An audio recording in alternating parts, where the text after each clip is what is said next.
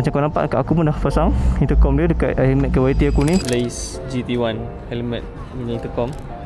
So katanya dia boleh pasang dekat full face, motocross punya helmet, half helmet, open face boleh. So ya, nak try pasang dekat helmet open face aku ni. Lepas tu dia ada bagi sekali dengan strap, dengan attachment.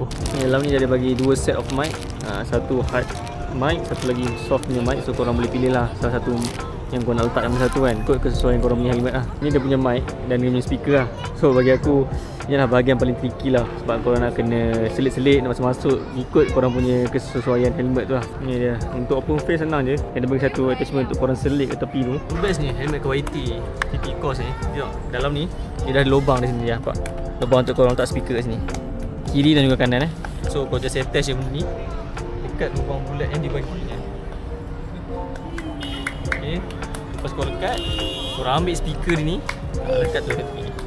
Settle tu masalah. Okay ke macam tu? Macam kau nampak kat aku pun dah pasang intercom dia dekat helmet KYT aku ni. Tak susah, senang je. Korang kena buka-buka, selit-selit, tutup balik. Settle. Alright, bismillahirrahmanirrahim.